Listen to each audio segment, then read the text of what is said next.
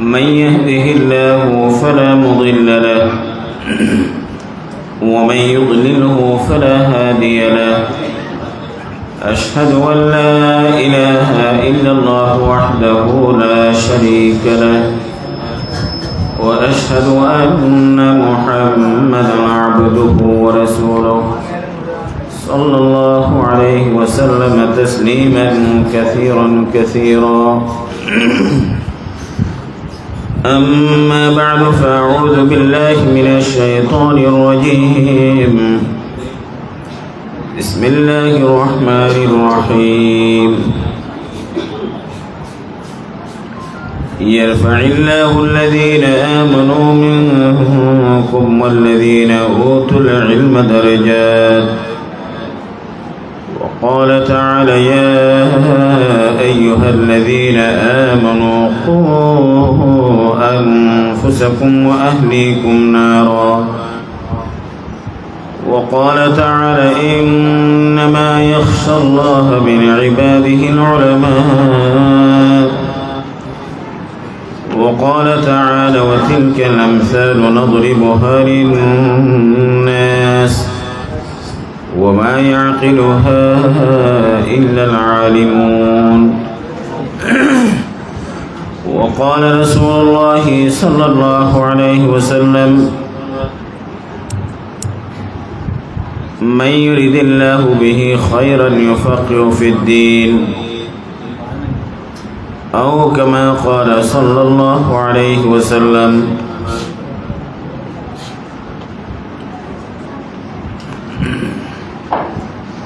বাইতুর রিদওয়ান ইসলামিয়া মাদ্রাসার উদ্যোগে আয়োজিত আজকের এই বার্ষিক সভা সমাপনী অধিবেশনের সম্মানিত সভাপতি,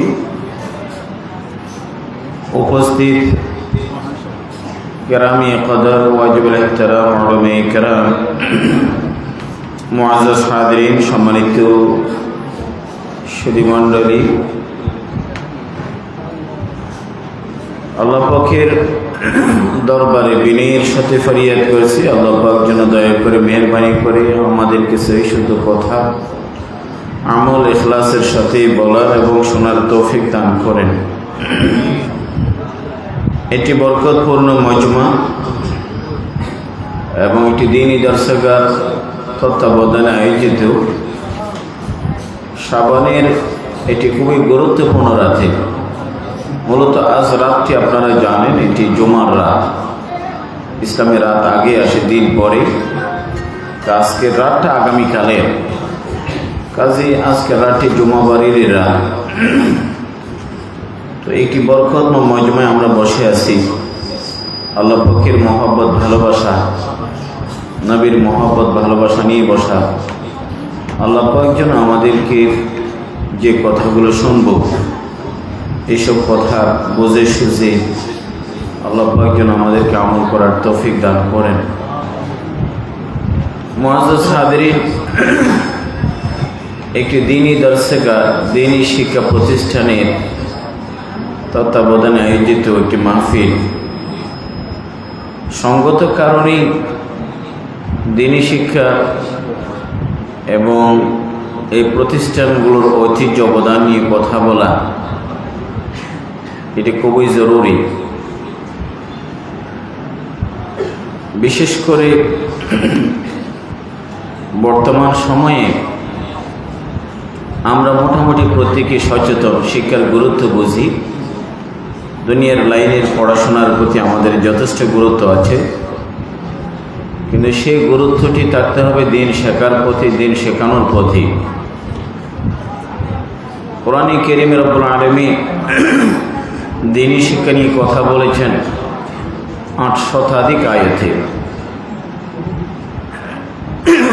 যে সংখ্যায় আল্লাহ পাক দ্বীনি শিক্ষার কথা বলেছেন, ঠিক একই সংখ্যায় ঈমানের কথা বলেছেন। ঈমান আমাদের সবচেয়ে বড় পুঁজি, আমাদের বড় দামি দৌলত। ঈমানের সাথে এলম আলোচনা সমান সংখ্যায় নিঃসন্দেহে একটি তাৎপর্য, একটি ইঙ্গিত বহন করে। সে ইঙ্গিত হলো ঈমান তখনই পাকাপোক্ত হয় যখন কারো মাঝে ইলম থাকে, দ্বীন শিক্ষা থাকে। দ্বীন শিক্ষা ছাড়া ঈমান পাকাপোক্ত করা যায় না। যদি আমরা বলি ঈমান একটি বৃক্ষের নাম, এটি গাছের নাম,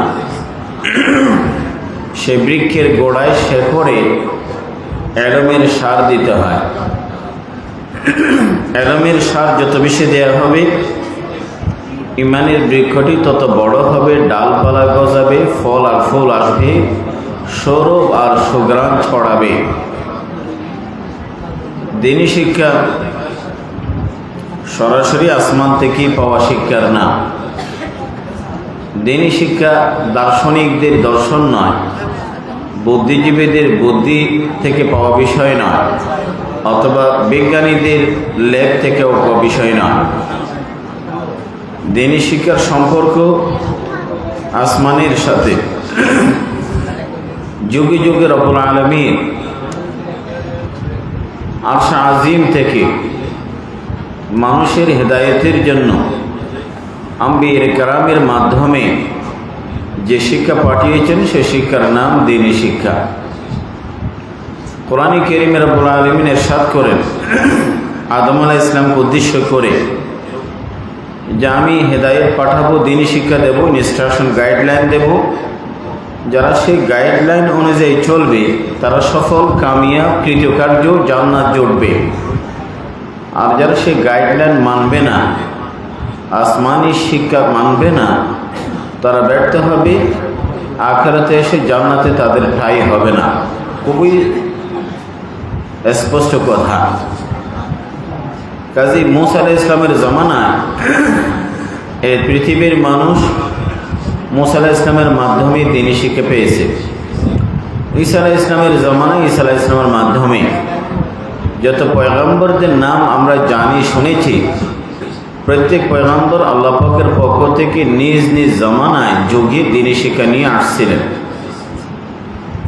দ্বীনি শিক্ষা বড় পবিত্র, বড় গুরুত্বপূর্ণ। সেই ধারাবাহিকতায় রাসূলুল্লাহ সাল্লাল্লাহু আলাইহি ওয়াসাল্লাম সর্বশেষ নবী, নবীদের সরদার, সাইয়্যিদুল মুরসালিন রাসূলুল্লাহ সাল্লাল্লাহু আলাইহি ওয়াসাল্লামের মাধ্যমে আমরা যে দ্বীনি শিক্ষা পেয়েছি, কোরআনে কারীম, এটার নামই দ্বীনি শিক্ষা। রব্বুল আলামিন বলেন নাযালা বিহির রূহুল আমিন আলা কলবিকা লিতাকুনা মিনাল মুনযিরিন বিলিসানিন আরাবিয়্যিন মুবিন।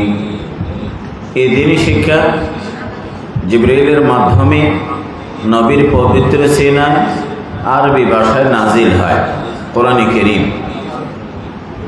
সেই কোরআনে কারীমের ব্যাখ্যা রাসূলুল্লাহ সাল্লাল্লাহু আলাইহি ওয়াসাল্লামের হাদিস। কাজী এই দ্বীনি শিক্ষা বড় দামি।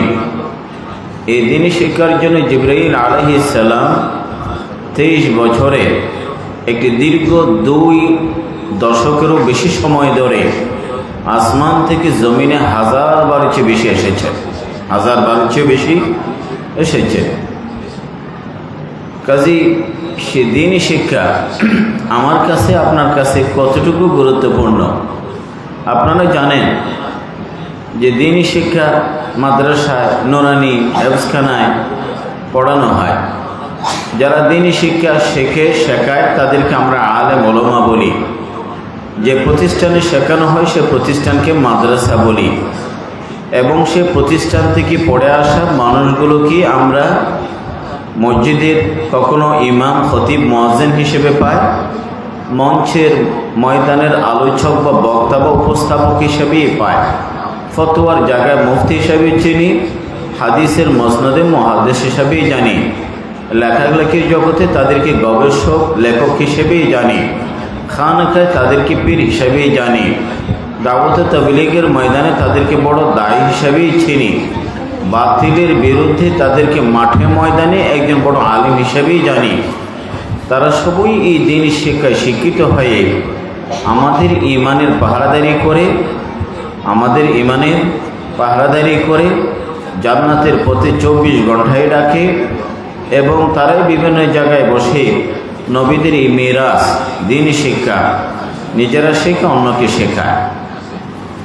সে দিন শিক্ষা সমাজের সবার কাছে না, আমি বলবো একটা শ্রেণী হয়তো আমরা দিনী শিক্ষাকে যতটুকু গুরুত্ব দেবার কথা ততটুকু দিচ্ছি না, দুটি কারণে। একটি কারণ হলো দুনিয়ার লাইনের পড়াশোনার রেজাল্ট নগদ হয়, আর দিনী শিক্ষার রেজাল্ট বা ফলাফলটা অনেকটা দেরিতে বাকি আখিরাতে। কারণ কোনো মানুষ যখন মেডিকেল ডাক্তার হয় রেজাল্ট ইমিডিয়েটলি পায়, চেম্বার খুলে রোগীর দীর্ঘ line. Software engineer well paid job, মোটা অঙ্কের চাকরি। ইঞ্জিনিয়ার তার ডিজাইনিং হাউস আছে, নকশা তৈরি করা, আর্কিটেকচার, তার অফিস আছে। অত অন্য লাইনের পড়াশোনা ভালো জব আছে, তার মানে নগদ।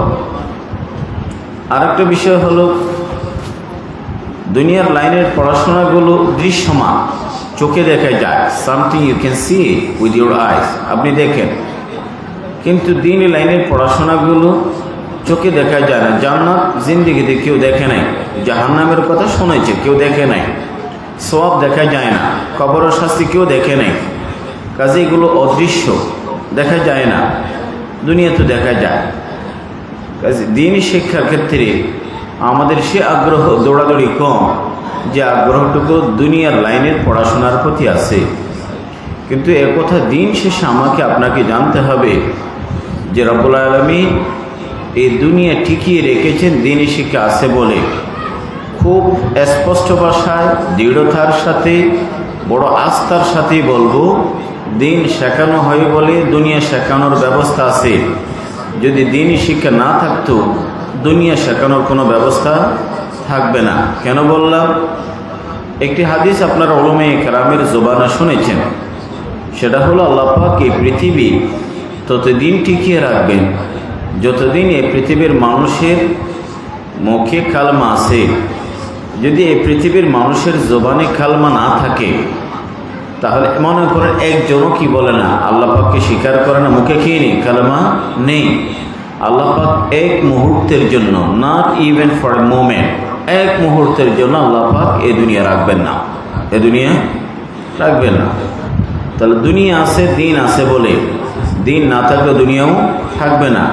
যদি দুনিয়াই না থাকে, আপনি বলেন পৃথিবী না থাকলে সাগর মহাসাগর থাকবে, রাষ্ট্র সংসদ থাকবে, ইপিজেড বা সচিবালয় থাকবে, কলেজ বা বিশ্ববিদ্যালয় থাকবে, ডাক্তার বা অন্য কারো চেম্বার থাকবে, কারো কোনো কিছুই থাকবে না, কোনো কিছুই থাকবে না। দুনিয়া আছে, এসব আছে। দুনিয়া না থাকলে এগুলো কিছুই থাকে না। হাদিস শরীফে আছে, রাসূল বলেন সাল্লাল্লাহু আলাইহি ওয়াসাল্লাম, লা তাকুমু সাআ হাত্তা ইউকাল আল্লাহ আল্লাহ। যতদিন এই পৃথিবীর কারো না কারো মুখে আল্লাহ শব্দটি উচ্চারিত হবে, আল্লাহ পাক কিয়ামত সংগঠিত করবেন না। যদি কারো মুখে কারো জবানে যদি আল্লাহ না থাকে, আল্লাহ পাক এই পৃথিবী রাখবেন না, সোজা কথা। এই জন্য যারা দিন শেখায় তাদের জন্য সারা পৃথিবীর মখলুকাত দোয়া করে, সারা পৃথিবীর মখলুকাত দোয়া করে, গোটা পৃথিবীর সৃষ্টি দোয়া করে। একথা আমার বক্তব্য নয়, বানানো কোনো গল্প নয়, একথা স্বয়ং সরকারে দু আলম রহমতুল্লিল আলমিন সাল্লাল্লাহু আলাইহি ওয়াসাল্লামের কথা। নবীর কথায় বিশ্বাস তো আমাদের প্রত্যেকের হয় কি না? আল্লাহ নবী কি অসত্য বা অর্ধসত্য কোনো কথা বলেন? অসত্য বা অর্ধসত্য কি বলেন না? কথা বলেন না। মিথ্যা কোনো তথ্য দেন, অত বলে বলা কোনো বক্তব্য দেন, অথবা কথা বলে তিনি প্রত্যাহার করে নিয়েছেন, এরকম না। রাসূল বলেন যারা দিন শেখায় তাদের জন্য সবাই দোয়া করে, মুআল্লিমুন নাসুল খায়র। আল্লাহ নবী উদাহরণ দিয়ে বলেন এমনকি সাগরের মাছ, গর্তের পিঁপড়া, সাগরের মাছ গর্তের পিঁপড়া। তো সাগরের মাছ বাদ পড়ে নেই, গর্তের পিঁপড়াও বাদ পড়ে নেই। পিঁপড়ার সংখ্যা কেউ জানে না। পৃথিবীতে এত ডাটা তৈরি হয়, পিঁপড়ার ডাটা আছে কত সংখ্যা, এত ডাটা আছে। সাগরের মাছের পরিসংখ্যান আছে? পরিসংখ্যান নাই। তাহলে এই পৃথিবীতে কোটি কোটি আল্লাহ পাকের সৃষ্টি, সেটা সাগরের গভীরই হোক অথবা মাটির গর্বেই হোক, এগুলো সবই আল্লাহ পাক বলে। রাসূলুল্লাহ সাল্লাল্লাহু আলাইহি ওয়াসাল্লামের হাদিস দিয়ে আমরা বুঝতে পারি যে তারা যারা দিন শেখায়, কালমা শেখায়, সকালবেলা আপনার বাচ্চার জবানে বর্ণমালা ফোটায়, তাদের জন্য দোয়া করে, তাদের জন্য দোয়া করে।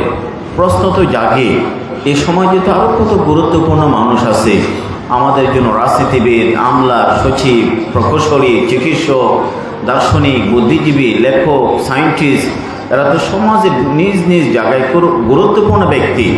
তো এদের জন্য দোয়া করে না, শুধু যারা দিন শেখায় তাদের জন্য কেন দোয়া করে? কি বড় প্রশ্ন তো। তো এটা প্রশ্নের জবাব হলো, এই গর্তের পিঁপড়া সাগরের মাছ এটা উপলব্ধি করে বুঝতে পারে যে সাগর আছে, আমি মাছ আছি, মাটি আছে, আমি পিঁপড়া আছি। তাহলে এই সাগর আছে কেন? পৃথিবী আছে বলে। এই মাটি আছে কেন? পৃথিবী আছে বলে। পৃথিবী না থাকলে মাটি নেই, গর্তও নেই, পিঁপড়াও নেই, পৃথিবী নেই, সাগর নেই, মাছও নেই। পৃথিবী যাদের কারণে টিকে আছে, দোয়া তাদের জন্যই হবে সকাল সন্ধ্যা, সকাল সন্ধ্যা। কাদের কারণে টিকে আছে বলেন তো? যারা আল্লাহ পাকের নাম শেখায়, তাদের কারণেই এই পৃথিবী টিকে আছে। মুআজ্জাজ হাজরিন, দ্বীনি শিক্ষা কেমন গুরুত্বপূর্ণ? সোজা কথা বলেন, দ্বীনি শিক্ষা আপনি বুঝবেন। একথা, আমরা পৃথিবীতে গোলাম, আল্লাহ পাকের বান্দা, গোলামি করতে আসছি, বান্দাগি করতে আসছি। নিজ ইচ্ছায় আসেনি, নিজ ইচ্ছায় যাওয়া হয় না, হয় নিজ ইচ্ছা আসেনি, নিজ ইচ্ছায় যাব না। তার মানে আমরা এই পৃথিবীতে দেখেন কত বিষয় নিয়ে মানুষের বিরোধ আছে, আছে না? প্রত্যেক বিষয় নিয়ে কম বেশি তর্ক বিতর্ক, বিরোধ আছে। এমনকি নাউযুবিল্লাহ, আল্লাহ পাক আছে কিনা তাকে নিয়ে কিছু সংখ্যক মানুষের সন্দেহ আছে, সন্দেহ আছে। আল্লাহ পাক মানে আফিল্লাহি শাক, আমাকে নিয়ে তোমাদের সন্দেহ, আমাকে নিয়ে তোমাদের। যেখানে আল্লাহ পাককে নিয়ে কিছু মানুষ সন্দেহ করার আছে, কিন্তু ওই সন্দেহ প্রিয় নাস্তিক বা এথিস্ট, সে কিন্তু মৃত্যুকে অস্বীকার করে না। অস্বীকার করে? মৃত্যুকে কেউ অস্বীকার করে না। তার মানে মৃত্যু ঠেকানো যায় না, মৃত্যু আসবেই। শৈশব ধরে রাখতে পারেনি, কৈশোর এসে গেছে, কৈশোর আটকাতে পারেনি, যৌবনে পা রেখেছি, যৌবনটাও চেষ্টা করে ধরে রাখতে পারেন। কত ব্যায়াম, কত ওয়ার্কআউট, কত ডায়েট কন্ট্রোল, তত খাবারের প্রতি সচেতন, কিন্তু সেই লোকটাও ধীরে ধীরে বার্ধক্যের কোলে ঢলে পড়ে। বার্ধক্যের, সে বার্ধক্যের একটা পর্যায়ে, অশীতিপর বার্ধক্য, এরপরে শুধু মৃত্যুর অপেক্ষা, এরপরে শুধু মৃত্যুর অপেক্ষা। কাজেই আমরা যে এই যে নিজ ইচ্ছা আসেনি, নিজ ইচ্ছা যাওয়া হয় না, কিছুদিন সময়, এই কিছুদিন সময় আল্লাহ পাক পাঠান, আমাদেরকে পাঠিয়েছেন। তো এই যে গোলাম, 700 কোটি বনি আদম গোলাম, এই গোলাম কি করবে পৃথিবীতে? তার নাম দ্বীনি শিক্ষা, তার নাম দ্বীনি শিক্ষা। উদাহরণ দিলেই বুঝবেন। আপনার অধীনে আপনি এমন কাউকে নিয়োগ দেবেন যার কোনো চাকরি নেই, কাজ নেই, আছে? ফ্যাক্টরিতে নিয়োগ দেওয়া হলো, তার কোনো কাজ নেই, আছে নাকি? অবশ্যই আপনি কাউকে নিয়োগ দিলে নিয়োগের আগে চূড়ান্ত করেন তাকে কি কাজ দেবেন, ঠিক কিনা? অবশ্যই। এবং কাউকে যদি কোথাও পাঠান, নিঃসন্দেহে আপনি কী জন্য পাঠাবেন সেটা স্থির করেছেন, এই জন্য তো পাঠাবেন, তাই না? তা একজন মানুষকে হয়তো বিনা উদ্দেশ্যে আপনি কোথাও পাঠান না। আর আল্লাহ পাক 700 কোটি বনি আদম দুনিয়াতে পাঠাবেন, কোনো উদ্দেশ্য নেই, হতে তো পারে না। তো এই যে দুনিয়াতে 700 কোটি বনি আদম পাঠালেন গোলাম, কি করব সেটি জানার নাম দ্বীনি শিক্ষা, সেটি জানার নাম দ্বীনি শিক্ষা। মুআজ্জাজ হাজরিন, এই দ্বীনি শিক্ষা রাসূলুল্লাহ সাল্লাল্লাহু আলাইহি ওয়াসাল্লাম বলেন, মান আখাযাহু আখাযা বিহাদ্দিন ওয়াফির। গোটা পৃথিবী আল্লাহর নবী মাছির ডানার চেয়ে তুচ্ছ ছোট বলেছেন, কিন্তু দ্বীনি শিক্ষাকে আল্লাহ রাসূল বলেছেন অনেক বড় কিছু, অনেক বড় কিছু। যে দ্বীনি শিক্ষাকে আল্লাহর নবী এত বিশাল কিছু বললেন, সেটি আমার কাছে কেন বিশাল হয়ে ওঠেনি? সেটি আমার কাছে কেন গুরুত্বপূর্ণ হয়ে ওঠেনি? এটা তো নবীদের কাছে অনেক গুরুত্বপূর্ণ। দ্বীনি শিক্ষা যখন দুনিয়াতে আসে, মানুষের প্রতিক্রিয়া বা রেসপন্স দু ধরনের হয়।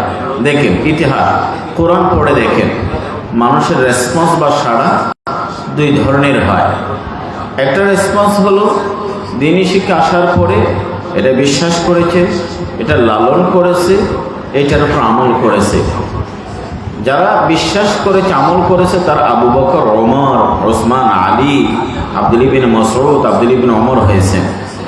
আর যারা এই দিনী শিক্ষা আসার পরে বিশ্বাস করে নেই, মুখ ফিরিয়ে নিয়েছে, অস্বীকার করেছে, বিরোধিতা করেছে, ক্ষেত্র বিশেষে প্রতিহত করেছে, এটার অগ্রযাত্রা বন্ধ করতে চেয়েছে, এটার বিরুদ্ধে চালন করেছে এবং মাঠে ময়দানে উঠে পড়ে লেগে গেছে, তারা আবু জাহাল, আবুল আহাব হয়েছে।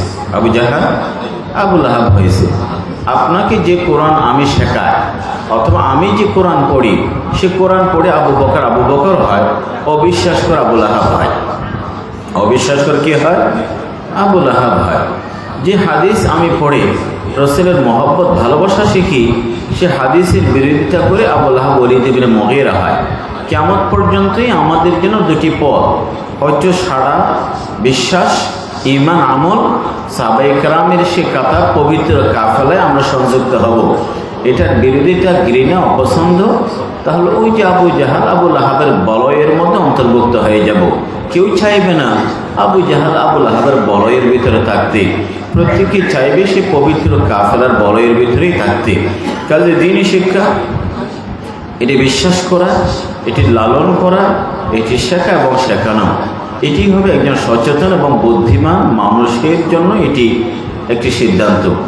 মুআজ্জাজ হাজরিন, দ্বীনি শিক্ষা, এই যে ইলম বলি আমরা, কোরআনের শিক্ষা এবং রাসূলুল্লাহ সাল্লাল্লাহু আলাইহি ওয়াসাল্লামের পবিত্র জবান থেকে শিক্ষা, এগুলোই মূলত আমাদেরকে প্রকৃত মানুষ করে।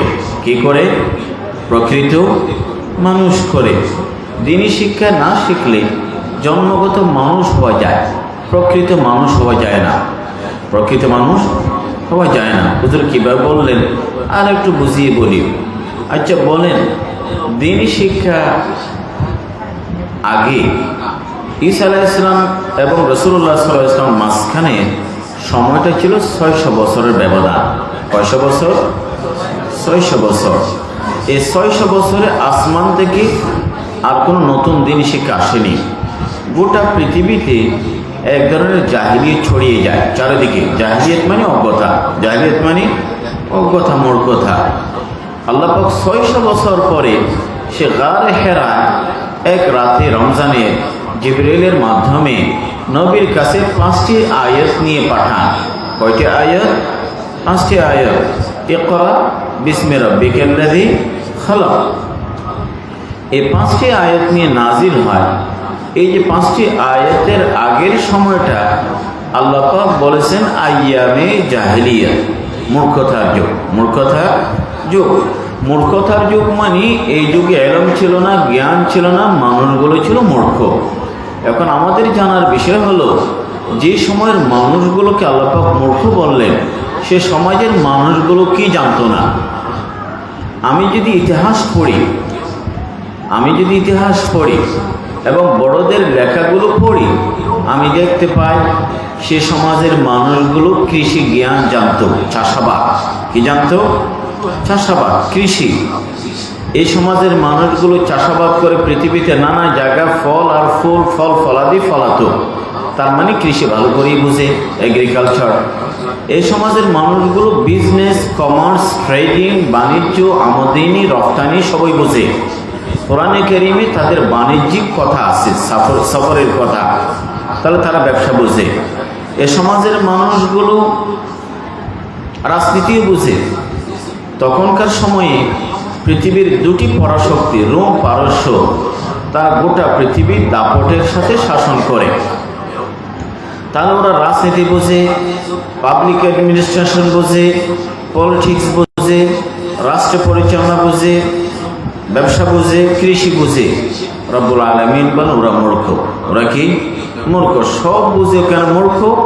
কারণ হলো তারা দুনিয়ার সীমিত জীবনের ইয়ালামুনা যাহিরাম মিনাল হায়াতিদ দুনিয়া, পার্থিব জীবনের সীমিত সময়ের লাভ ক্ষতির বিষয়টি বুঝছে, অনন্তকালের অনন্ত জীবনের লাভ ক্ষতি তারা বুঝে নাই। দুনিয়ার ছোট ছোট বাদশা চিনেছে, আসমানের রব চিনে নাই, দুনিয়ার রাস্তাঘাট চিনেছে, জান্নাতের রাস্তার সাথে তারা পরিচিত হয় নাই। দুনিয়ার ভালো মন্দ বুঝেছে, জায়েজ জায়েজ না জায়েজ তারা বুঝে নাই। যেহেতু তারা আখিরাত চেনে নাই, আসমানের রব জানে না, এই জন্য দুনিয়ার লাইনের পড়াশোনা করেও আল্লাহ পাক বলেন ওরা মূর্খ। এখন বলেন, আজকের সময়ে, আজকে মনোযোগ দিয়ে শোনেন, আজকের সময়ে কোনো মানুষ যদি মঙ্গল গ্রহে যায় অথবা চাঁদে যায়, আছে না বিজ্ঞানী, আছে কি না? কিন্তু ওই যে মঙ্গল গ্রহ বা চাঁদ থেকে ফিরে আসার পরে সে গরুর মূত্র বা প্রস্রাব গায়ে মাখে। কি মাখে? গায়ে মাখে, মূর্তি পূজা করে। অথবা একজন মানুষ বড় ক্রিটিক্যাল জটিল সার্জারি করে অপারেশন থিয়েটারে, কোথায়? অপারেশন থিয়েটারে জটিল অপারেশন করে, কিন্তু সে ডাক্তারটা অপারেশন থিয়েটার থেকে বের হয়ে বাসা বাড়িতে যাওয়ার সময় দেখা যায় একটি বটগাছকে প্রণাম করে। কি প্রণাম করে? একটি বটগাছকে প্রণাম করে। পৃথিবীর বিশাল বড় বড় জটিল সে বিমান তৈরি করে, ইঞ্জিন তৈরি করে, কিন্তু দেখা যায় সে কি নিজের হাতে তৈরি কোনো একটা ভাস্কর্য বা কিছুকে সে পূজা করে। পূজা। অন্যদিকে গ্রামের কোনো একেবারে মূর্খ অশিক্ষিত সাধারণ নারী জিন্দিগিতে মাদ্রাসা বা স্কুল কলেজ কোথাও যাবার সুযোগ হয়নি, কোথাও কি হয়নি, সে কিন্তু জায়নামাজ মধ্যে সিজদায় লুঠে পড়ে আল্লাহ পাকের কাছে চোখের পানি ফেলছে, চোখের পানি ফেলছে। তাহলে বুঝতে হবে হেদায়েতের বিষয়টি সার্টিফিকেটের সাথে সম্পৃক্ত না। সার্টিফিকেটের সাথে কি নয়? সম্পৃক্ত নয়।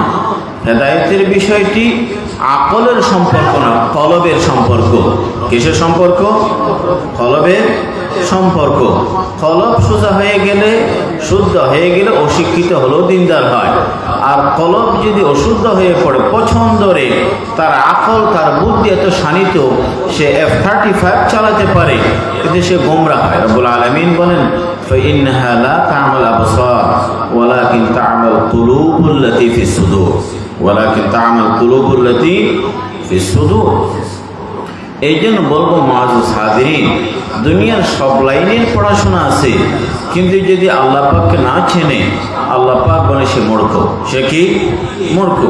তো আজকের যুগেও বলবো আল্লাহ পাক প্রকৃত ইলম, প্রকৃত জ্ঞান সেটি বলেছেন যে ইলমের মাধ্যমে বান্দা নিজের বান্দাগি খুঁজে পায়। একজন গোলাম নিজের গোলামের পদ্ধতি জানে। একজন বান্দা আসমানের রবকে চিনে, আসমানের রবকে চিনে। বলুন তো, দিন শিক্ষা ছাড়া গোলামি, বান্দাগি, আসমানের রব, জান্নাতের রাস্তা, হালাল হারামের ব্যাখ্যা, জায়েজ না জায়েজের পরিচিতি, জান্নাত দুজক সম্পর্কে ধারণা, খবর আযাবের আলোচনা, আখিরাতের কনসেপ্ট, এটা কি দিনই শিক্ষা ছাড়া বোঝা সম্ভব? এটা দিনই শিক্ষা ছাড়া বোঝা সম্ভব নয়। দিনই শিক্ষার আগে মক্কায় মানুষ ছিল, মনুষ্যত্ব ছিল না, ইনসান ছিল, ইনসানিয়ত ছিল না। কিছু মানুষকে আপনি মানুষ মনে করেন, আসলে সে মানুষ রূপে পশু। মানুষ রূপে কি? পশু। কেন বললাম? মক্কায় আল্লাহ পাক বলেন وَإِذَا بُشِّرَ أَحَدُهُم بِالْأُنثَىٰ ظَلَّ وَجْهُهُ مُسْوَدًّا وَهُوَ كَظِيمٌ يَتَوَارَىٰ مِنَ الْقَوْمِ مِن سُوءِ مَا بُشِّرَ بِهِ أَيُمْسِكُهُ عَلَىٰ هُونٍ أَمْ يَدُسُّهُ فِي التُّرَابِ أَلَا سَاءَ مَا يَحْكُمُونَ। এটা মক্কার বাবাদের অবস্থা, অভিভাবকের অবস্থা। রব্বুল আলামিন বলে এই সমাজে কিছু বাবা এমনও আছে, কাউকে যদি বলা হয় তার ঘরে এক কন্যা সন্তান জন্ম নিয়েছে, তাহলে সে যেন আকাশ ভেঙে পড়ছে তার উপরে, এবং চেহারা কালো, কপালে ভাঁজ পড়ছে, ব্রু কুঞ্চিত। সে চিন্তা করে এত বড় একটা লজ্জা নিয়ে সমাজকে কেমনি চোখ দেখায়, চেহারা দেখায়। সে চিন্তা করে ভেবে কুল পায় না, লুকিয়ে থাকবে নাকি এটা জীবন্ত মাটিতে দফন করে ফেলবে। যে সমাজে বাবা নিজের নিরহ ছোট্ট এই ফুটফুটে বাচ্চা মাটিতে পুঁতে ফেলে, বলুন তো সে মানুষ ছিল নাকি পশু? পশু। কারণ পশু বাঘভাল্লুক যাদেরকে এত হিংস্র বলি, সাপ বিচ্ছু, তারাও কিন্তু নিজের বাচ্চাগুলোকে মাটিতে জীবন্ত পুঁতে ফেলে না। ডাকাত যাকে এত পাষাণ মনে করা হয়, সেও কিন্তু পরের সন্তানের গলায় ছুরি ছাড়িয়ে নিজের সন্তানের জন্য খাবার জোগাড় করে, ঠিক না? এ মক্কার মানুষগুলো নিজের মেয়েটাকে জীবন্ত মাটিতে পুঁতে ফেলে। তাহলে মানুষ ছিল, মনুষ্যত্ব ছিল না, মানব ছিল, মানবতা ছিল না। এই যে মানুষের মধ্যে মনুষ্যত্ব সৃষ্টি, মানবগুলোর মধ্যে মানবতার সৃষ্টি, এটা দ্বীনি শিক্ষার মাধ্যমেই সম্ভব হয়েছে। কিসের মাধ্যমে? দ্বীনি শিক্ষার মাধ্যমে। আমেরিকান এক জেলখানার এক কয়েদির কথা বলি। এক কয়েদি, তার নাম ইসলাম গ্রহণের পরে মোহাম্মদ আলী। কি নাম? মোহাম্মদ আলী। সে জেলে ঢোকার আগে রীতিমতো একজন সিরিয়ার ঠান্ডা মাথার খুনি খিলার, যার হাতে 32 জন মানুষ সে খুন করেছে। কয়জন? 32 জন। এবং নানা কারণে, বিনা কারণে সে স্যাডিস্ট, মানুষ খুন করে সে মজা পায়, জেলে দেওয়া হলো। আল্লাহ তার কপালে ইসলাম রেখেছেন, কোনো না কোনো আল্লাহর বান্দার মাধ্যমে ইসলামের পরিচয়। সে যখন মুসলমান হয়, এত ভালো মুসলমান হয়ে যায়, এখন খুবই পাক্কা মুসলমান, চোখের পানি ফেলে কান্নাকাটি করে নিজের জীবনের অপরাধের কথা স্মরণ করে। সে তখন খ্রিস্টান। তাকে বলা হলো ইসলামের আগে এবং পরে পার্থক্যটা কি? তুমি মোহাম্মদ আলী, তুমি মোহাম্মদ আলী। সে বলে যে ইসলামের আগে একজন মানুষ খুন করার পরে সে যখন ছটফট করতো মজা পেতাম, নাউজুবিল্লাহ, এত পশু কঠিন ছিলাম। আর ইসলাম গ্রহণ করার পরে আমি চলার সময় খেয়াল করে চলি আমার পায়ের নিচে যেন কোনো পিঁপড়া মারা না যায়, পিঁপড়া মারা না যায়। ইসলাম বদলে দিয়েছে। তো বুঝলাম যে দ্বীনি শিক্ষার মাধ্যমেই মানুষগুলোকে মনুষ্যত্ব শেখায়, মানবকে মানবতা শেখায়। মুজাদ্দিদ আল-ফিসানি রহমতুল্লাহ আলাইহ জেলখানায়, মুজাদ্দিদ আল-ফিসানি নাম শুনেছেন তো? আকবর বাদশার আমলে আল্লাহর বান্দা জেলখানায় ঢুকে তিনি দাওয়াতি কাজ করেন। এমনকি হাজার হাজার মানুষগুলো, বন্দি কয়েদিগুলো ভালো মানুষ হয়ে যায়। তো জেলের যে কারাগার রক্ষক, সে বাদশার কাছে চিঠি লিখে, আপনি কাকে কারাগারে পাঠালেন? সে যেভাবে কারাগারে কাজ শুরু করেছে, সব পশুগুলোকে মানুষ বানিয়ে ফেলছে, আর মানুষগুলোকে ফেরেশতা বানিয়ে ফেলছে। ছিল কয়েদিখানা, হয়ে গেল ইবাদতখানা। কি হয়ে গেছে? ইবাদতখানা হয়ে গেছে। তাহলে বোঝা যায় দ্বীনি শিক্ষা, দ্বীনের মাধ্যমে, ইমানের মাধ্যমে পশুকে মানুষ বানায়। পশু মানে গরু ছাগল বলছি না, ওই যে মানুষ রূপে পশু, মানবরূপে পশু, ওদেরকে মানুষ বানায় আর মানুষগুলোকে ফেরেশতা বানায় দ্বীনি শিক্ষার মাধ্যমে। এই জন্য রব্বুল আলামিন জাহেলিয়ত দূর করার জন্য, জাহেলিয়ত দূর করার জন্য দ্বীনি শিক্ষা, ইকরা বিসমি রাব্বিকাল্লাযী খালাক। আপনারা জানেন যে দ্বীনি শিক্ষা, আসমানি শিক্ষা এত পবিত্র, এটা যখন কলবের ভিতরে আসে, অন্ধ মানুষ দিল আলোকিত, দিল আলোকিত। আর যদি দ্বীনি শিক্ষা না থাকে, সুবহানাল্লাহ, চোখ থাকলেও সে অন্ধের মতো, চোখ থাকলেও অন্ধের মতো। আবু জাহেলের চোখ ছিল, কিন্তু এই চোখ দিয়ে নবীর সৌন্দর্য দেখে নাই, ইসলামের সৌন্দর্য দেখে নাই। আব্দুল্লাহ ইবনে উম্মে মাকতুম অন্ধ। অন্ধ হলো, চোখে না থাকলে কি হবে? দিল দিয়ে রাসূলুল্লাহ সাল্লাল্লাহু আলাইহি ওয়াসাল্লাম সৌন্দর্য, ইসলামের সৌন্দর্য দেখেছেন। দ্বীনি শিক্ষার পার্থক্য কি জানেন? পার্থক্য হলো এই, দ্বীনি শিক্ষা নেই, কোরআন মানে না, হাদিস বুঝে না, দিনের উপর চলে না, সে দিন দুপুরে পরের টাকা ডাকাতি করে চিন্তাই করে নিজের পকেট ভর্তি করতে পারে। আর দ্বীনি শিক্ষা যদি থাকে, আখলাক চরিত্র যদি থাকে, চরিত্র মূল্যবোধ যদি থাকে, রাতের অন্ধকারে কুড়িয়ে পেলেও সে দিন দুপুরে মালিক খুঁজে ফেরত দেবে। মালিক খুঁজে কি দেবে? ফেরত দেবে। এটাই দ্বীনি শিক্ষা। মুআজ্জাজ হাজিরিন, এই জন্য আজকে আমাদের বাচ্চাদেরকে দিন শেখাবো। অন্তপক্ষে সে বড় হয়ে ডাক্তার হোক, ইঞ্জিনিয়ার হোক, তার চোখে আপনি শেখাতে পারেন, কিন্তু এই বাচ্চাটাকে ছোটবেলায় দিন শেখান, নতুবা কিয়ামতের মাঠে এই সন্তানের ভাগ্যে যদি জাহান্নাম জুড়ে, আপনাকেও ছাড়বে না। কোরআনে কারীমে আছে, কি বলবে?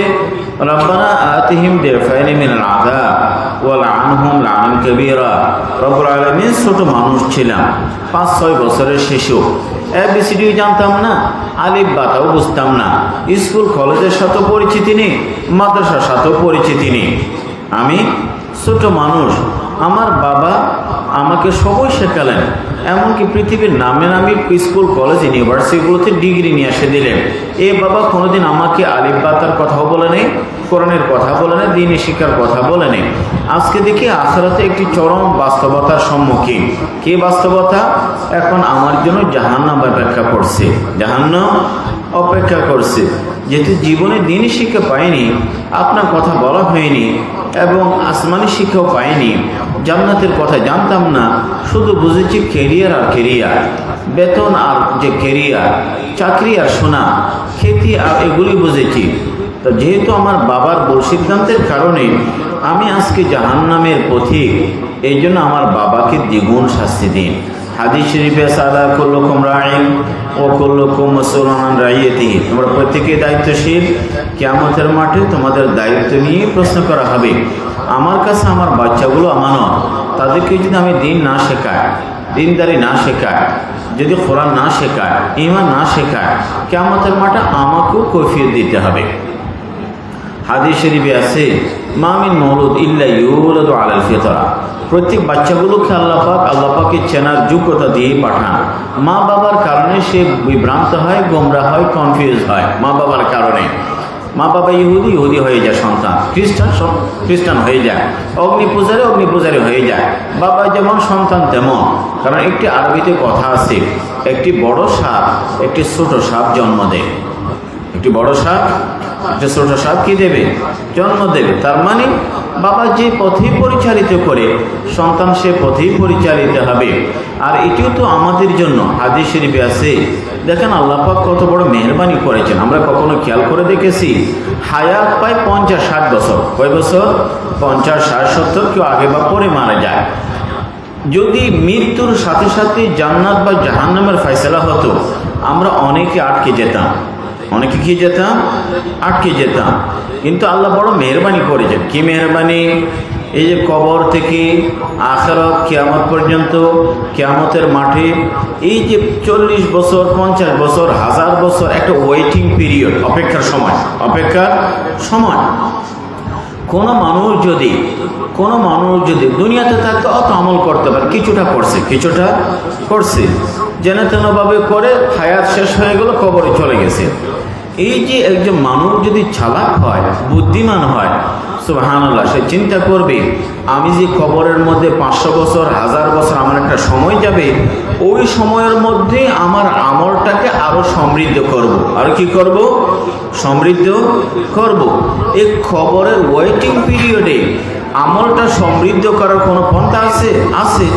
হাদিস শরীফে আছে, ইযা মাতাল ইনসান ইনকাতা আমালুহু ইল্লা মিন সালাস, মানুষ মারা গেলে আমলের সবকটি দরজা বন্ধ। 3টি দরজা খোলা আছে। সেটা হলো ইলম নাফে। আপনি যে কোনো মাদ্রাসায় পড়ালেন, শিক্ষকতা করলেন, অথবা কোনো মাদ্রাসা পড়ানোর ব্যবস্থা করে দিলেন, ঘর, দালান, কোঠা, কিতাব, বই পুস্তক দিয়ে দিলেন, অথবা সদকা জারিয়া, অথবা ওয়ালাদুন সালিহুন আলাহু, অথবা একজন নেককার সন্তান রেখে গেলেন। আপনি কবরে আছেন, কিন্তু আপনার সন্তানকে যদি আপনি দিনদার বানালেন, হাদিস শরীফে আছে এক বাবা জান্নাতের অনেক উঁচু মাকামে, তখন বাবা বলবে, রব্বুল আলামিন, আমি তো এই জায়গার যোগ্য না, আমি এই জায়গায় কেমনে আসতে পারলাম? বলা হবে, তোমার নেককার সন্তান প্রতিদিন যখনই হাত পাতে তোমার জন্য দোয়া করে, তোমার সন্তানের চোখের পানি, তোমার সন্তানের ভিক্ষা, তোমার সন্তানের হাত পাতানোর কারণে তুমি আজকে এই জায়গায়। আমরা কি আমাদের সন্তানকে সেভাবে তৈরি করছি যে আমার মৃত্যুর পরে আমার জন্য হাত পাতবে, আমার জন্য চোখের পানি ফেলবে, আমার জন্য দোয়া করবে? শিখবেন কত বিশ্ববিদ্যালয়ের শিক্ষক, আর এই সন্তানগুলোকে দিন সেখানে ঘর থেকে বের করে দিয়েছে, নিজের মা বাবাকে খুন করেছে, এবং যখন করোনায় আক্রান্ত পাশেও যায়নি, বিদেশ থেকে জানাজা আসবারও গরজ বা মরদ অনুভব করে নেই, লাশের পছন্দ রয়েছে। এরকম হাজারো নজির আছে। কিন্তু একজন দিনদার আদর্শ ছেলে খুঁজেন পুরো বাংলাদেশে, নিজের মা বাবাকে বার্ধক্যের সহ এরকম কোনো অবহেলা করছে কিনা? এরকম কোনো নজির নাই। এই জন্য সন্তানকে আল্লাহর সাথে পরিচিত করেন। আল্লাহর হক জানলে সে আপনার হক আদায় করবে, আপনার হক আদায় করবে। সন্তানকে আল্লাহ শেখাবেন না, এই জন্য আমরা আমাদের বাচ্চাদেরকে দিন শেখাবো। আমি কয়েকটি বিষয় নিয়ে আলোচনা করতে চাই, যে সময়ের দিকেও তাকাচ্ছি। তাহলে আমরা বুঝলাম দিনই শিক্ষা আমাদের জন্য বড় আমানত, বড় গুরুত্বপূর্ণ। নিজেরাও শিখবো, বাচ্চাদেরকে দিন শেখাবো। আরেকটি কথা অনুরোধ করে বলতে চাই, বয়স যেন কখনো বাধা না হয়, বয়স যেন কি না হয়। আমি বুড়ো হয়ে গেছি, বয়স হয়ে গেছে, এই মুহূর্তে কী শিখবো? সাহাবা একরাম অনেকে লেট আওয়ারে, দেরিতে দিন শিখেছেন, প্র্যাকটিস করেছেন, দিন শিখেছেন। এরকম মানুষও পাওয়া যায় যে একজন বড় আলিম কিতাবে লিখেন, আবার সেরকম কেন হয়ে গেছে? আচ্ছা, একজন বড় আলিম কিতাবে লেখেন, ছোট করে দেন বলি না, ওনাদের কি মনে হইতেছে, উনি লিখেন যে আমি এখন ঠিক আছে,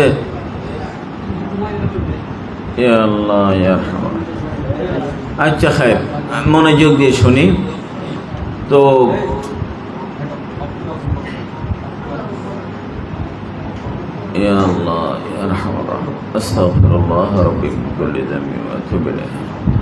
আচ্ছা খায়ের, বলা হলো যে এক লোক অনেক দেরিতে দিন শিখছেন, তাকে বলা হলো তুমি যে 60-70 বয়স, এ সময় দিন শিখতেছ, তুমি কি শেষ করতে পারবা? তিনি বলেন, চমৎকার জবাব দিয়েছেন, বড় চমৎকার জবাব। তিনি বললেন, শেষ করতে পারবো, সেটি পারবো কি না সেটি বড় কথা নয়। আমি একটা বড় পবিত্র মকসদ নিয়ে দিন শেখাটা শুরু করেছি। মকসদ কি, উদ্দেশ্য কি? উদ্দেশ্য হলে এই, হাদিস শরীফে আছে, কোনো মানুষ যদি দিন শিখতে বের হয়, সে যতদিন দিন শেখার সফরে থাকবে, সে আল্লাহর রাস্তায়। কিসের রাস্তায়? আল্লাহর রাস্তায়। কিন্তু আপনি যখন যে কোনো বয়সে দিন শেখার উদ্যোগ গ্রহণ করবেন, মূলত আপনি আল্লাহর রাস্তায় আছেন। দিন শেখার অবস্থায় মারা গেলে কেউ শহীদের সওয়াব পেয়ে যায়। কিসের সওয়াব? শহীদের সওয়াব।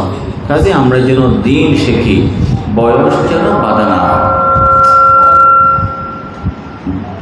আমাদের যেন বয়স বাধা না হয়। খায়ের মুআজ্জাজ হাজরিন, এই যে উলামায়ে কেরাম, ভালো করেই শুনেন, উলামায়ে কেরাম, আপনারা উলামা কাকে বলেন? মৌলানা, যারা দিন শেখায়, ইমামতি করে, জুমা পড়ায়, তাদেরকে তো মৌলানা বলে, ঠিক কিনা? আলেম উলামা বলেন। একটি জায়গায় ঠিক হয়েছে, আচ্ছা, এই আলেম উলামা, মৌলানা, তারা কারা? রাসূল বলেন সাল্লাল্লাহু আলাইহি ওয়াসাল্লাম, আল উলামা ওয়ারাসাতুল আম্বিয়া ওয়া ইন্নাল আম্বিয়া লাম ইউরিথু দিনারান ওয়ালা দিরহামান ইন্নামা ওয়ারাসুল ইলম ফামান আখাযাহু আখাযা বিহাদ্দিন ওয়াফির। রাসূলের কথা, আল্লাহ নবীর যখন কথা শুনবো আমরা বড় মহব্বত নিয়ে সাল্লাল্লাহু আলাইহি ওয়াসাল্লাম বলবো। কি বলবো? সাল্লাল্লাহু আলাইহি ওয়াসাল্লাম। আল্লাহ নবী বলেন, কিয়ামত পর্যন্ত যারা কোরআন শিখবে, শেখাবে, কোরআনের ইলম যাদের অন্তরে আছে, লালন করে, ধারণ করে, প্রচার করে, প্রসার করে, তারা হলো উলামা। তারা হলো উলামা। উলামারা হলো আম্বিয়া কেরামের পবিত্র কাফেলার যোগ্য উত্তরসূরি। যোগ্য উত্তরসূরি। প্রত্যেক আলেম উত্তরসূরি না। কে উত্তরসূরি? যে নবীর চিন্তা লালন করে, নবীর মেহনতে শামিল রেখেছে, নবীর মতো দাওয়াতে ফিকিরে আছে, দাওয়াতে ফিকিরে আছে, তারা নবীর যোগ্য উত্তরসূরি। এবং রাসূলুল্লাহ সাল্লাল্লাহু আলাইহি ওয়াসাল্লাম বলেন, আম্বিয়া কেরাম টাকা পয়সা রেখে নাই যে শুধু মোল্লারাই মালিক হবে, অন্যরা মালিক না, এরকম নয়। আম্বিয়া কেরাম রেখে গেছেন দ্বীনি শিক্ষা। সে দ্বীন শিক্ষা যারা শিখবে, শেখাবে, লালন করবে, প্রচার করবে, প্রসার করবে, তারাই হলো উলামা। তারাই হলো উলামা। এবং তাদের মর্যাদার কথা আপনি চিন্তা করে দেখেন, রাসূল বলেন তারা নবীর ওয়ারিস। নবীর, বহুবার শুনেছেন নবীর ওয়ারিস। আমি একটি কথা বোঝাতে চাই, শুধু নবীর ওয়ারিস আছে, ফেরাউনের ওয়ারিস নাই। আছে কি না? আছে, আবু জাহালের কি আছে? ওয়ারিস আছে। এই জন্য একবার শোনেন, আম্বিয়া কেরাম কেন ওয়ারিস রেখে গেলেন বুঝবেন ভালো করে। যে ফেরাউন নাই, ফেরাউনের কণ্ঠে, ফেরাউনের সুরে, ফেরাউনের দাম্ভিকতায়, ফেরাউনের অহংকার নিয়ে কথা বলার শাসক আছে। কে আছে? শাসক আছে। কারণ নাই, কিন্তু কারণের মানসিকতার ব্যবসায়ী আছে। কে আছে? কারণের অঢেল সম্পদ দান করতে বলা হলো, কিসের দান? অতীত আলামিন্দি, এটা আমার এন্টারপ্রেনারশিপ, এটা আমার স্কিল, আমার ব্যবসায়িক দক্ষতা। Why should I give them? কেন আমি দেব? কারণে কি? মানসিকতা। এরকম ব্যবসায়ী আছে কি না? আবু জাহাল নাই, আবু লাহাবও নাই, কিন্তু আবু জাহাল আবু লাহাবের যে চেতনা, সেই চেতনার লোক আছে কিনা? আছে।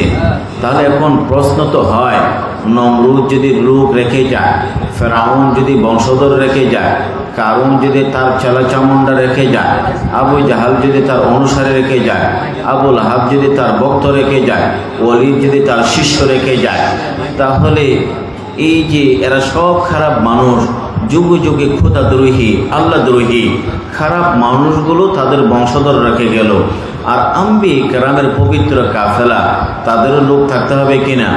তাদেরও লোক থাকতে হবে। কারণ আল্লাহ পাক বড় দয়া করেছেন। কারুনের লোক, ফেরাউনের লোক, নমরুদের লোক, আবু জাহালের লোক, আবু লাহাবের লোক, ওয়ালিদ ইবনে মুগীরার লোক, ওরা 24 ঘন্টায় মানুষকে কখনো টেলিভিশনের মাধ্যমে, কখনো সিনেমা নাটকের মাধ্যমে, কখনো পত্রিকার সম্পাদকের মাধ্যমে, কখনো সামাজিক অ্যাপস বা যোগাযোগ মাধ্যম ব্যবহার করে মানুষকে নানাভাবে জাহান্নামের পথে ডাকবে। যেভাবে নমরুদ ডেকেছিল, আবু জাহাল ডেকেছিল, জাহান্নামের পথে কি ডাকবে। যেহেতু কোটি কোটি বনি আদম, তাদেরকে জাহান্নামের পথে ডাকার মানুষ রয়ে গেছে, তো জান্নাতের পথে ডাকার মানুষ লাগবে কিনা? জান্নাতের পথে ডাকার মানুষ কারা? আম্বিয়া কেরামের উত্তরসূরি, আম্বিয়া কেরামের উত্তরসূরি। খতিব সাহেব যখন খুতবা দেন অথবা আলোচনা করেন, যখন ওয়াজের মধ্যে কোনো বক্তা বা আলোচক যখন আলোচনা করেন, খানকায় যখন পীর সাহেব যখন বায়াত গ্রহণ করেন, দাওয়াত ও তাবলীগের ময়দানের মধ্যে কোনো মানুষ যখন গাস্ত করেন, এরা প্রত্যেকের উদ্দেশ্য একটাই হয়, আপনার হাত পায়ে ধরে আপনাকে জান্নাতে নিতে চায়। এই তো আপনাকে হাত পা ধরে কোথায় নিতে চায়? জান্নাতে নিতে চায়। যেহেতু কারুনের বংশধররা জাহান্নামের পথেই রাখছে, আম্বিয়া কেরাম উত্তরসূরিরা আপনাদেরকে জান্নাতের পথেই রাখছে, জান্নাতের পথে ডাকছে। তো যুগে যুগে যদি জাহান্নামের পথে ডাকার মানুষ তৈরি হয়, জান্নাতের পথে ডাকার মানুষ তৈরি করা লাগবে কিনা? আপনাদেরকে ডাকছে যে জান্নাতের পথে, আপনাদের নেক্সট জেনারেশন, আপনাদের পরবর্তী প্রজন্ম, তাদের খানেও যেন সকালবেলা আল্লাহু আকবার আজান যায়, তাদের ঘর বাসা বাড়িতেও যেন গাছতে হয়, তাদের বাচ্চাগুলোও যেন নামাজ পড়ে, তারাও যেন মসজিদ মাদ্রাসায় পড়তে পারে, তাদের জন্য লোক দরকার আছে কিনা? আছে। এবার বলুন তো, জান্নাতের পথে ডাকার আহ্বানকারের মানুষগুলো সুয়েটে তৈরি হয় না, বুয়েটে তৈরি হয় না, ঢাকা বিশ্ববিদ্যালয় অন্য কোনো বিশ্ববিদ্যালয়ের ফ্যাকাল্টি বা হয় না, অথবা এমনকি আপনার পাশে প্রাইমারি বা হাই স্কুলে হয় না, অথবা কলেজ বা কোনো বিশ্ববিদ্যালয় স্কুলে হয় না। জান্নাতের পথে ডাকে ওই যে আপনার এই মাদ্রাসা, বাইতুর রিদওয়ান মাদ্রাসা, অন্য কোনো মাদ্রাসায় পড়ে বড় আলিম হয়, সকালবেলা আজান শোনায়, দুনিয়াতে আসা আজান শোনায়, অথবা দ্বীনের পথে ডাকে। কাজে দ্বীনের পথে ডাকে যারা, তাদেরকে আমরা মৌলানা বলি। কি বলি? উলামায়ে কেরাম বা মৌলানা বলি। এবার আসুন, তাদেরকে কেন সম্মান, তাদের কেন ভাবমূর্তি রক্ষা করতে হয়?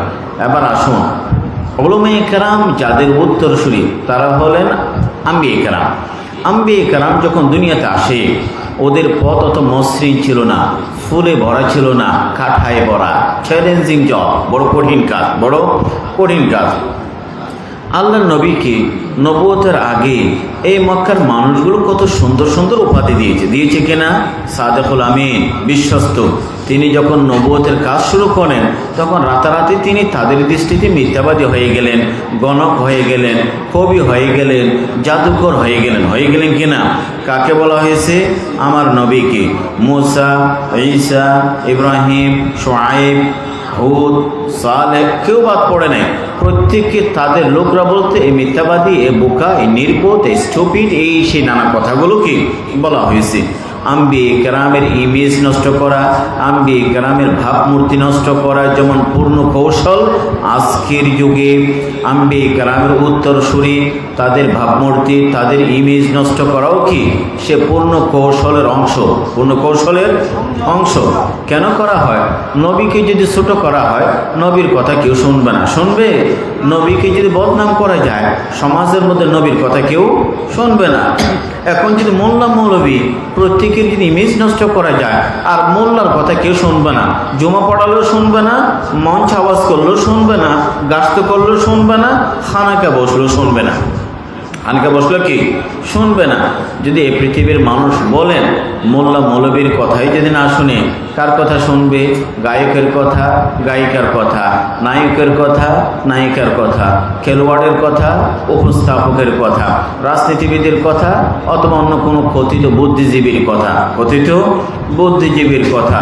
তাদের কথা শুনে যেতে যেতে কোথায় টাই হবে, এটি আর বলার অপেক্ষা আছে? এটা বলার অপেক্ষা রাখে না। এই জন্য বলি, এই যে উলামায়ে কেরাম তারা ইমানের ঠিকাদার নয়, তারা পাহারাদারি করে। কি করে? পাহারাদারের কাজ কি? পাহারাদারের কাজ হলো আপনার ঘরের পাহারা দেয়া। ডাকাতি হলে চিল্লা পাল্লা করা। ডাকাতি হলে কি করা? চিল্লা পাল্লা করা। উলামায়ে কেরাম আমাদের ইমানের পাহারাদারি করেন। কোথাও যদি ডাকাতির চেষ্টা হয়, চিল্লা পাল্লা করে। কি করে? শাপলা চত্বরে গিয়ে হোক, শাহবাগে গিয়ে হোক, অথবা মাঠে ময়দানে হোক, তারা বলে যে অমুক জায়গায় কাদিয়ানী আসতেছে, অমুক জায়গায় খ্রিস্টান মিশনারি, অমুক জায়গায় বেদাত, অমুক জায়গায় শিরিক, বলা হয় কি না? এগুলো চিল্লা পাল্লা হয় যাতে করে ইমানের কোনো ডাকাতি না হয়, চিন্তায় না হয়। এই জন্য উলামায়ে কেরামকে কদর করবেন। মনে রাখবেন এক কথা, ব্রিটিশ আসলো, একেবারে সবার জানাশোনা কথা, 1601 ইংরেজিতে ইস্ট ইন্ডিয়া কোম্পানি 100 বছর ব্যবসা করলো, ধীরে ধীরে ক্ষমতার মালিক। পরে 350 বছর শাসন করলো। 350 বছর কী করলো? শাসন করলো। এই যে ব্রিটিশ আসার পরে 350 বছর শাসন করার পর সময় এই দেশে ব্রিটিশের টার্গেট কারা ছিল? ব্যবসায়ী, ডাক্তার, আমলা? না, কেউ না, কৃষক না। তাদের টার্গেট মোল্লা মৌলবী। তাদের টার্গেট কে? মোল্লা মৌলবী। তাদের টার্গেট মসজিদ, তাদের টার্গেট মাদ্রাসা, তাদের টার্গেট কোরআনের কপি।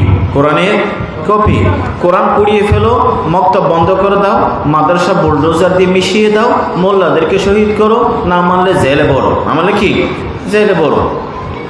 যদি মোল্লা জেলে যায়, শহীদ করা হয়, মক্তব যদি না থাকে, মাদ্রাসাও যদি না থাকে, কোরআন কপি যদি পুড়িয়ে ফেলা হয়, এই যে লক্ষ লক্ষ মসজিদ ব্রিটিশ আমলে, এই মসজিদের মধ্যে মিম্বর থাকবে, ইমাম থাকবে না, আজানখানা থাকবে, মুয়াজ্জিন থাকবে না, মক্তব থাকবে, ছোটোবেলায় পড়ানোর কি থাকবে না, সকালবেলার শিক্ষক থাকবে না। তাহলে 30 বছরের মধ্যে একটা গোটা জাতিকে গোমরাহি অন্ধকারে ডুবিয়ে দেওয়া খুবই সহজ। খুবই কি সহজ। ওই সময়ের মধ্যে এই দেশে ব্যবসায়ী ছিল না, কৃষক ছিল কি না, ডাক্তার ছিল কি না, কম বেশি। কিন্তু কই, ব্রিটিশ তো বলে না ডাক্তার মেরে ফেলো, ব্যবসায়ী মেরে ফেলো, কৃষক মেরে ফেলো। কারণ কৃষকের দ্বারা, ডাক্তারের দ্বারা, ব্যবসায়ীর দ্বারা কি হয় না? ইমান তাজা হয় না, মসজিদ আবাদ হয় না, মক্তব আবাদ হয় না। যাদের দিয়ে আবাদ হয় ওদেরকে মেরে ফেলো, ওদেরকে মেরে ফেলো।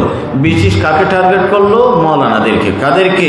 মৌলানাদেরকে। ঠিক তেমনি আজকের যুগেও, আজকের কি যুগেও এই মাদ্রাসা, এই সকালবেলার পাঠশালা, এই আজান, এই খানাকা, এই দাওয়াত তাবলীগ, এই মাদ্রাসাগুলো একটা নির্দিষ্ট মহল টার্গেট করেই চলছে।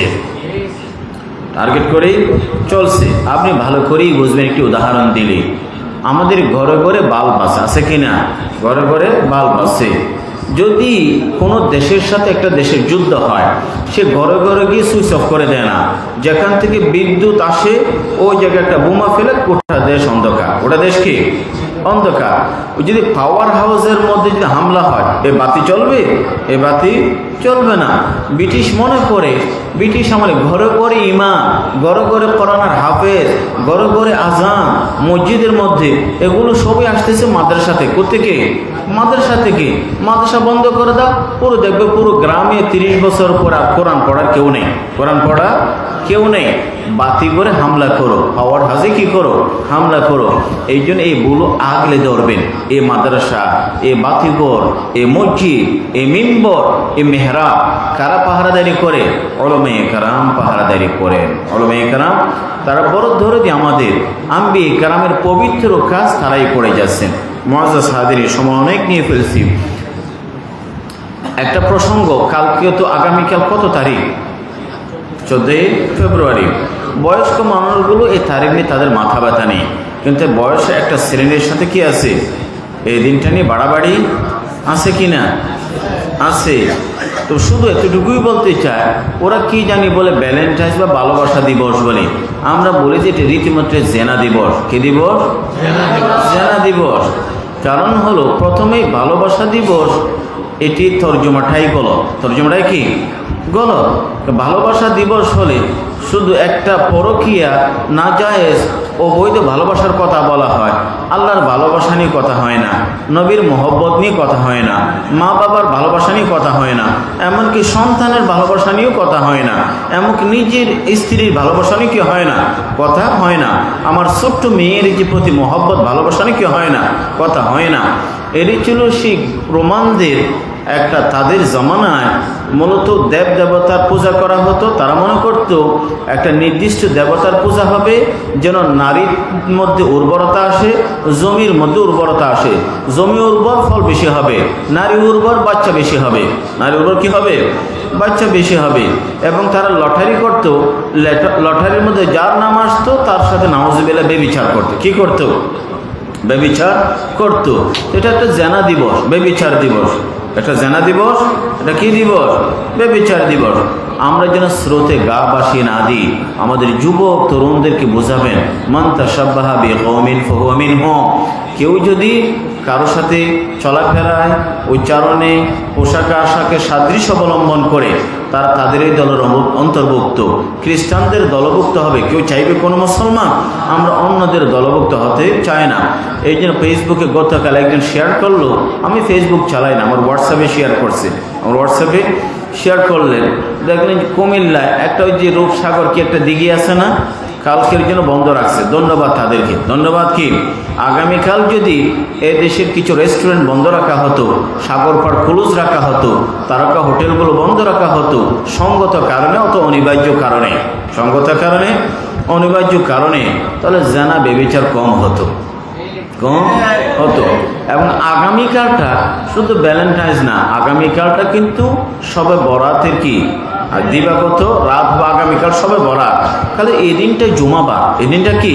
জুমাবার। জুমাবারের মধ্যে একটা জঘন্য একটি দিবস হিসেবে পালিত হওয়া মুসলমান দেশে আমাদের জন্য রীতিমতো লজ্জা, রীতিমতো লজ্জা। কারণ জুমাবারে মানবের সৃষ্টি, আদম আলাইহিস সালামের সৃষ্টি। জুমাবারে আদম আলাইহিস সালামকে জান্নাতে রাখা হয়। জুমাবারে আদম আলাইহিস সালামকে জান্নাত থেকে বের করে দেওয়া হয়।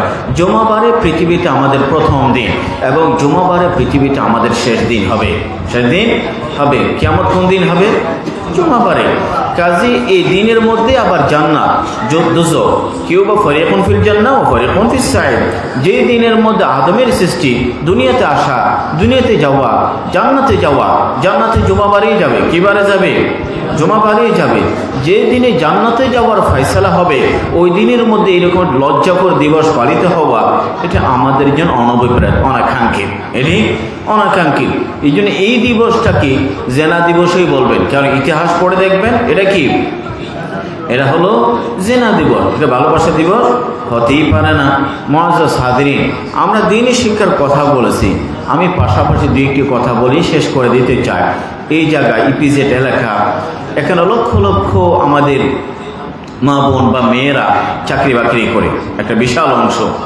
তা আমি বলতে চাই, এই মেয়েদেরকে দিন, আজকে আলোচনা করলাম এখানে যারা ভাই মেয়েদেরকে, ছোটো মেয়ে মাদ্রাসায় পড়া, যদি তারা চাকরিজীবী হয় তাদেরকে দিন শেখানোর কোনো ব্যবস্থা করেন।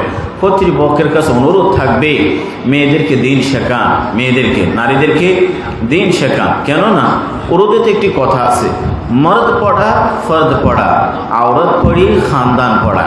এটা উর্দুর একটি কথা। এক পুরুষকে আপনি দিন শেখালেন, সে একজন মানুষ দিন শিখলো। একজন নারীকে দিন শেখাবেন, গোটা পরিবারকে দিন শেখানো হলো। কাকে? গোটা পরিবারকে দিন শেখানো হলো। আর রাসূলুল্লাহ সাল্লাল্লাহু আলাইহি ওয়াসাল্লাম নারীদেরকে দিন শেখানোর ক্ষেত্রে বুখারী শরীফের রওয়ায়াত বাবুন হাল ইউজাউলিন নিসাইহুন আলা হিদা, আল্লাহ নবীর থেকে 700 মহিলা নারী সাহাবী হাদিস বর্ণনা করেছেন। এবং আল্লাহ নবীর কাছে অনেক মহিলারা বিভিন্ন সময় প্রশ্ন করতেন, আল্লাহ নবী জবাব দিতেন। এমনকি একটা দিন সপ্তাহে বরাদ্দ ছিল যেদিন আল্লাহ নবী তাদেরকে আলাদা করে দিন শেখাতেন। আপনারা জানেন কোনো সমাজকে এটি অনেক এই যে প্রান্তিক কথা বলতে চায় না, একটি সমাজকে সুন্দর সুশৃঙ্খল দিনদার হিসেবে রাখার জন্য নারীকে দিন শেখানোর কোনো বিকল্প নেই। নারী দিনদার, গোটা সমাজ দিনদার। এই জন্য আপনারা জানেন ডানে বামে চোখ রাখেন। একটা সমাজকে বদ্দিন করার জন্য, একটি রাষ্ট্র থেকে দিন বা দিনী শিক্ষাকে নির্বাসিত বা উচ্ছেদ করার জন্য তারা হাতিয়ার হিসেবে বেছে নেয় নারীকে। কাকে? নারীকে। নারী যদি বদ্দিন হয়ে যায়, নারী যদি দিনী শিক্ষা থেকে বঞ্চিত হয়, নারী যদি নামাজি কালামে না হয়, নারী যদি হিজাবি পর্দানসী না হয়, নারী যদি বিভ্রান্ত বা বিচ্যুত হয়ে পড়ে, তাহলে আগামী দিনে আপনার ভালো ছেলের জন্য দিনদার স্ত্রী কোথায় পাবেন? আগামী প্রজন্মের ছেলেপেলেগুলো দিনদার মা কোথায় পাবে? কারণ আপনারা জানেন আমরা সবাই প্রত্যেকে নারীর রক্ত দিয়ে তৈরি, মায়ের রক্ত দিয়ে তৈরি। সে রক্ত যেন পবিত্র থাকে, সে রক্ত যেন দিনদার থাকে। নারী রক্ত দূষিত, নারী রক্ত কলুষিত, নারী দিন বদ্দিন, তাহলে গোটা সমাজ বদ্দিন হতে কি লাগে না? সময় লাগে না। কারণ নারী গর্ভে সন্তান, সে গর্ভ নিয়ে শপিং মলেও ঘোরা যায়, সে গর্ভে বাচ্চাকে জায়নামাজও বসা যায়, সে গর্ভে বাচ্চা ধারণ করে তসবিহ নিয়েও সময় কাটানো যায়, ওটা নিয়ে স্মার্টফোন সামাজিক যোগাযোগ মাধ্যমে কি রাখা যায়? ব্যস্ত থাকা যায়। সে গর্ভে বাচ্চা রেখে কোরআন শরীফ পড়া যায়, সে গর্ভে বাচ্চা রেখে গানও শুনতে পারে। কি শুনতে পারে? গান শুনে শপিং মলে ঘুরে স্মার্টফোন ব্যবহার করে যে বাচ্চা দুনিয়া আসবে, আর যে বাচ্চাটা পায়ের পেটের অবস্থায় কোরআন তেলাওয়াত, তসবিহ তাহলিল, চোখের পানি, তাহাজ্জুদ, পর্দা, দু বাচ্চার পার্থক্য হবে কিনা? দু বাচ্চার কি হবে? পার্থক্য হবে। আগামী দিনে প্রজন্ম আমরা যেন ভালো মুসলমান পাই, নারীকে দিন শেখাবেন, নারীদেরকে দিন শেখাবেন। যে সমস্ত রাষ্ট্রে আপনারা জানেন একটা বড় সময় ধরে দিন চর্চা হয়েছে, নাম বলতে চায় না, ওই সমাজকে রাতারাতি পরিবর্তন করার জন্য নারীকে বেছে নিয়েছে। ওরা জানে নারীকে ব্যাংকে বসায় দাও, অফিসে বসায় দাও, বিমানের ককপিটে বসায় দাও, রেলে বসায় দাও, ট্রাফিক মোড়ে বসায় দাও, সব জায়গায় নারী আর নারী। বিজ্ঞাপন, বিলবোর্ড, মোবাইলের ছোট পর্দা, প্রজেক্টের বড় পর্দা, স্টেডিয়ামে চেয়ার্স গার্ল, খবর পাঠিকা, উপস্থাপিকা, সব জায়গায় নারী আর নারী। নারী আর কি? নারী। সমাজকে বদ্দিন করতে কি লাগবে না? সময় লাগবে না। মনে রাখবেন, কোটি নারীকে চাকরি দিয়ে 2 কোটি এই যে পুরুষকে বেকার রেখে সমাজ কি যায় না, এগিয়ে যায় না। নারীর কর্মসংস্থান জরুরি, কিন্তু পুরুষের সবার কর্মসংস্থান হয়েছে কিনা? সবসময় কবি ইকবাল বলেন, পুরুষের হাতে কাজ মানায়, নারীর কোলে সন্তান মানায়। নারীর কোলে কি মানায়? সন্তান মানায়। এখন নারীর কোলে সন্তান নেই, পুরুষের হাতে কাজ নাই। পুরুষ হাতে কি নাই? কাজ নাই। ওভাবে করে কি হয় না? একটি সমাজ সুন্দর হয় না। যারা আমাদের মা বোনদেরকে যে বয়সে হোক তাদেরকে দিন শেখাবেন। রাসূলুল্লাহ সাল্লাল্লাহু আলাইহি ওয়াসাল্লাম নারীদেরকে দিন শেখানোর জন্য আলাদা দিন বরাদ্দ করেছেন। মুআজ্জাজ হাজিরিন, আপনারা জানেন একজন নারী যদি দিনদার হয় তাহলে তার গোটা পরিবার, তার ছেলেপেলে, তার স্বামী বা ঘরে প্রত্যেকে দিনদার হবে। এটি স্বাভাবিক, খুবই যৌক্তিক বিষয়। যুগে যুগে যে সমস্ত ভালো মানুষগুলো আমরা পেয়েছি, বড় পৃথিবী বিখ্যাত, তাদের প্রত্যেকের পিছনে বাপের চেয়ে দেখা যায় মায়ের ভূমিকা বেশি। কার ভূমিকা বেশি? মায়ের ভূমিকা বেশি। কারণ বাবা তো, আমি আর একটু কথা থেকে কথা আসে, এই যে আমরা ঘর বাসা বাড়ি তৈরি করি, কোরআনে কারীম এগুলো পুরুষের ঘর বলা হয়নি। কার ঘর বলা হয়েছে? নারীদের ঘর বলা হয়েছে। কার ঘর? যদি আপনার পয়সা নির্মিত, কিন্তু ঘরটা বলা হয়েছে আপনার স্ত্রীর। কার? ওয়াকরনা ফি বুয়ুতিকুন, নবীর ঘর। আল্লাহ পাক বলছেন তোমাদের ঘর, আজওয়াজ স্ত্রীদের। ওয়াকরনা ফি বুয়ুতিকুন, কারণ হলো এই ঘরের মধ্যে এই বাচ্চাগুলো মায়ের কাছে বড় সময় পেয়ে থাকে। অথচ বাবা জীবিকার ময়দানে কখনো ফ্যাক্টরি, কখনো বিদেশে, কখনো দেশে দৌড়াদৌড়ি আছে। বাচ্চা কার কাছে সময় পায়? মায়ের কাছে। কাজে সে মা যদি দিনদার হয়, পর্দানসী হয়, নামাজি কালামি হয়, এই বাচ্চাগুলো দিনদার হোক খুবই সহজ। আপনাদের বাচ্চাদেরকে দিন শেখাবেন এবং তাদের মায়েরা যেন দিন শিখে। একটি চমৎকার পদ্ধতির কথা বলি। ঢাকায় আমি একটু আগেই বললাম, এক মাদ্রাসায় গেলাম, তো ছোটোখাটো বাচ্চা প্রায় 600-700। আলহামদুলিল্লাহ, আল্লাহ পাক ওনাকে জজায়ে খায়ের দান করো। উনি দেখলেন এই বাচ্চাগুলোকে তাদের মায়েরা আসে, ঘন্টার পর ঘন্টা অপেক্ষা করে, ঘন্টার পর ঘন্টা অপেক্ষা করে। উনি ওনার মাথায় আসলো কত চমৎকার আইডিয়া, দেখেন, ইনোভেটিভ আইডিয়া। যেহেতু মায়েরা অপেক্ষা করছে, রাস্তাঘাট অপেক্ষা করবে, এই জন্য অপেক্ষা না করে পাশে আরেকটা বিল্ডিং ভাড়া নিলেন, আরেকটা বিল্ডিং, যে যতক্ষণ বাচ্চারা এখানে পড়বে মায়েরা বসে কি ও ঘরের মধ্যে। দেখলেন 2-3 ঘন্টা বসে থাকে। এরা 2-3 ঘন্টা এমনি কেন বসে থাকবে? তাদেরকে কোরআন শেখানো যায় কিনা, দিন শেখানো যায় কিনা। এরপরে দেখা যায় একজন মহিলা শিক্ষিকা রেখে ওই মায়েরা যতক্ষণ অপেক্ষা করে তাদেরকে কোরআন শেখায়, মাসলা মাসাইল শেখায়, দিন শেখায়। যখন ভালো সাড়া পেয়ে গেলেন, দেখা যায় আলহামদুলিল্লাহ এখন যে সংখ্যায় এখানে ছাত্র, তার চেয়ে বেশি সংখ্যক নারী ওই মাদ্রাসায় এখন পড়তেছে। তাহলে তাদের কাজে লাগলো কি না? তো যে অভিভাবিকা বা মায়েরা যখন বাচ্চা দিতে আসবে, ওই সময় 1 ঘন্টাও কম কি, 1 ঘন্টাও। লন্ডনের মধ্যে সানডে স্কুল আছে না, ইভিনিং মাদ্রাসা আছে কিনা, নৈশকালীন মাদ্রাসা। আমি নিউ ইয়র্কও দেখেছি, অনেক দেশেই তো যাওয়া হয়। কিছুদিন আগে হংকং ছিলাম, সেখানে দেখলাম মহিলাদের একটা মস্তরাতের জায়গায় একটা বয়ান করতে গেলাম, মহিলাদের, শুধু মহিলাদের। তাহলে দেখা যায় নারীদেরকে ওরা বললেন, অনেক নমুসলিমও থাকে, কারণ বিয়ে করছে বাংলাদেশি নমুসলিম। তো দেখা যায় ওদেরকে দিন শেখানো হলে বাচ্চাগুলো সহজে দিনদার হয়, দিন পেয়ে যায়।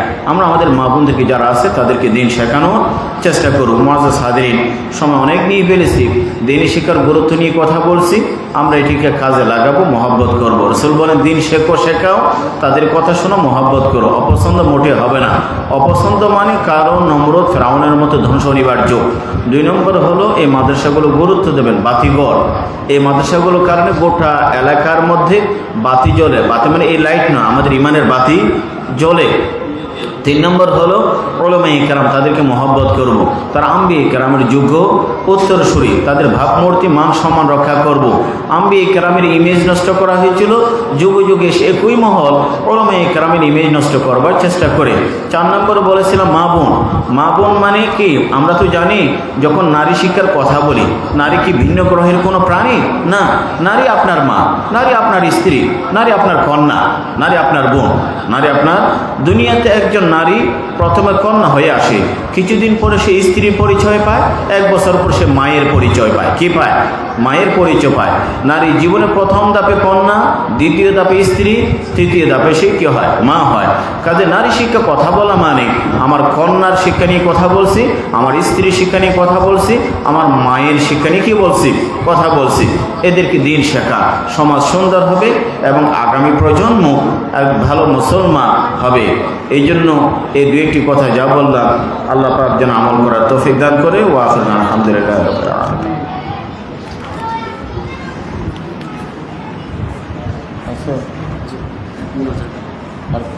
হ্যাঁ।